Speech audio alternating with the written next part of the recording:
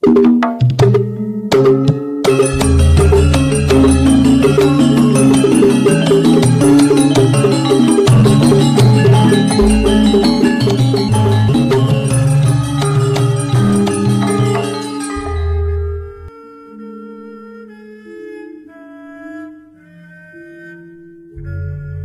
Ibu, para kadang kinasih, simbah-simbah lan adik-adik, para rama suster bruder berkah dalem Gusti, sugeng rawuh wonten ing PDSK channel menika.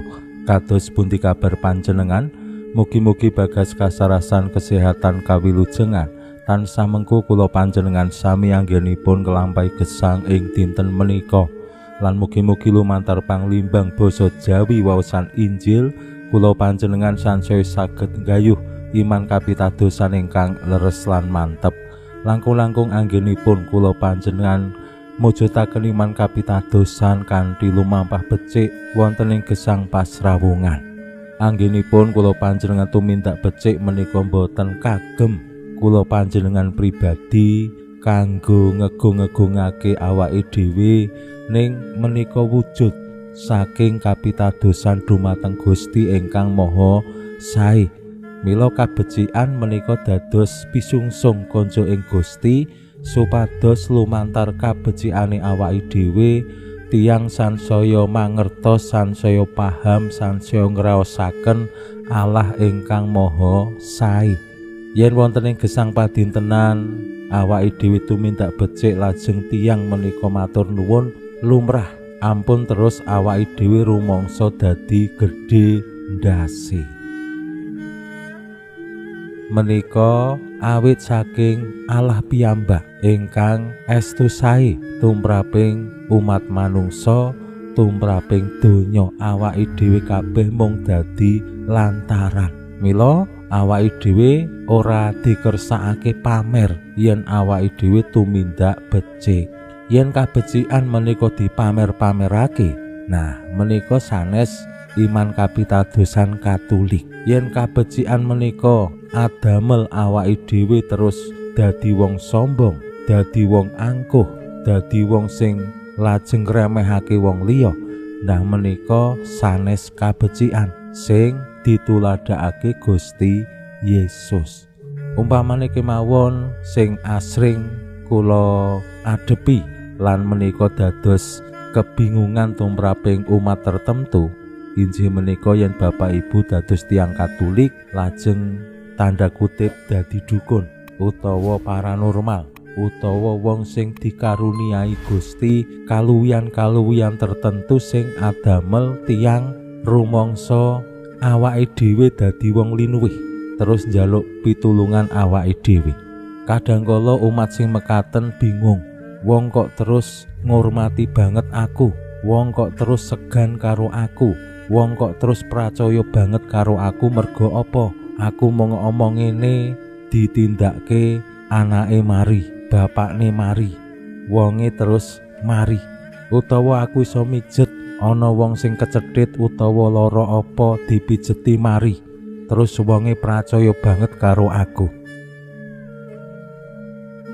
Awake dhewe utawi Bapak Ibu yen diparingi kanugrahan mekaten tetep kedah sadar aja ngasih awake dhewe kagodha terus dadi wong sing rumangsa ampuh, dadi wong sing rumangsa aku.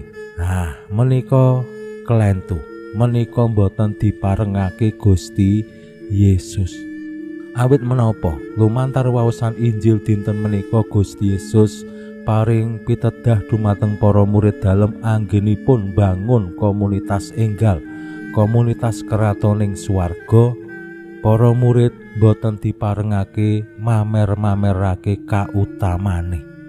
Lajeng kados pundi ingkang kedah dipun lampahi? Monggo kita pirengaken sabda dalem Gusti ing dinten menika lan kita wiwiti kanthi sembayang sawetawis. Konjo ing asma dalem Hyang Rama saha Hyang Putra tuwin Hyang Roh Suci. Amin. Suawi sami munjuk Gusti Yesus sabda dalem Hyang Rama ingkang sampun manjalma, mugi karsa ngandika dhateng kawula wonten ing asepen ing telenging manah kawula. KBKO kegiatan lan panglipur ingkang manjing ing sabda dalem kapenuwana kawula mawi roh ing kawicaksanan dalem. Mugi-mugi srana anggen kawula maos lan mirengaken sabda dalem kawula sansaya nunggil ing sampeyan dalem. Amin. Waosan Injil kapetik saking Injil Matius bab 6 ayat 1 ngantos dumugi 6, kalajengaken ayat 16 ngantos dumugi 18. Nalika samono Gusti Yesus ngandika marang para murid dalem mangkene, "Elinga, aja nganti kautamanmu kok pamerake ing ngarepe wong-wong kareben diweruhi. Awit yen mangkono kowe ora nampa ganjaran saka Ramamu kang ana ing swarga. Mula yen aweh dana aja kaya wong lamis sing golek alem ana ing sinagoga lan ing lurung-lurung. Aku kandha sak benere wong iku wis nampa opahe. Balik kowe yen aweh dana aja nganti tanganmu kiwa ngerti sing ditindakake tanganmu tengen. Anggonmu aweh dana kanthi sesideman lan Ramamu kang priksa prakara kang sumimpen bakal paring lelirune.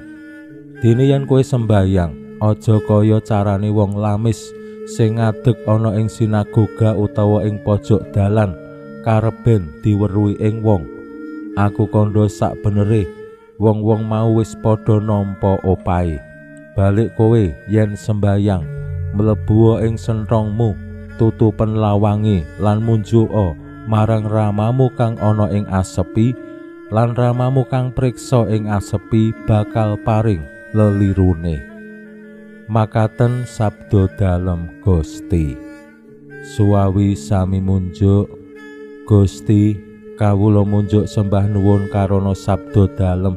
Sabda dalem dadosa obor ingkang madangi margining gesang kawula.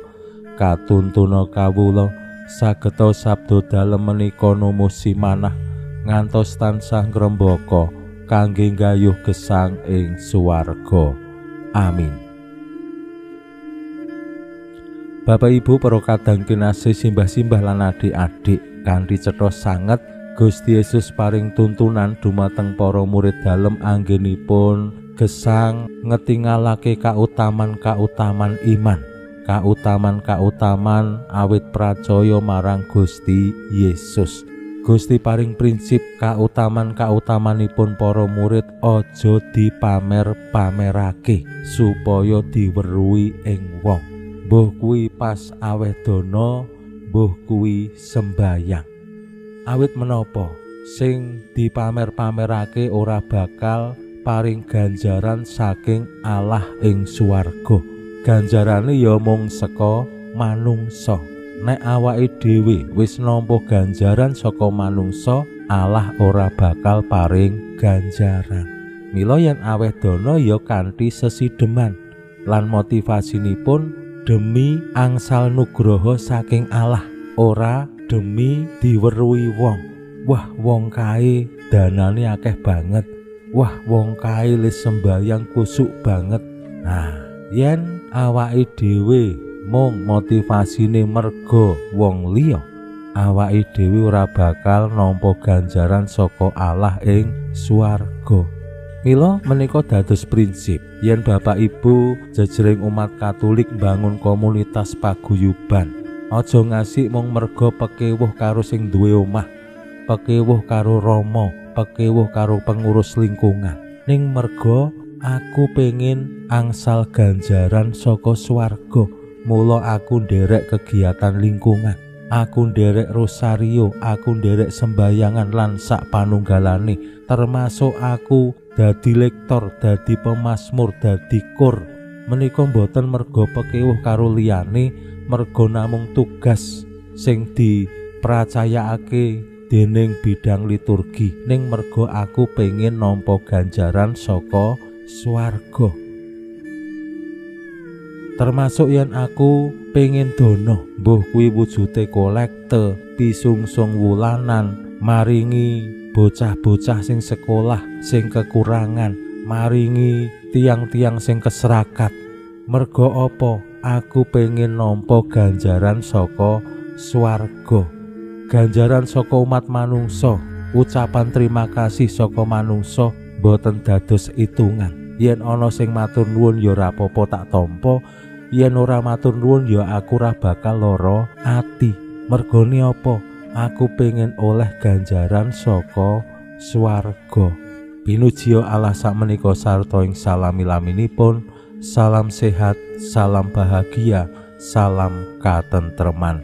Lan mugi-mugi lumantar panglimbang dinten menika kula panjenengan tansah jinangkung ing berkah dalem Gusti ingkang Maha Kuwasa, Yang Rama saha Yang Putra tuwin Yang Roh Suci. Amin.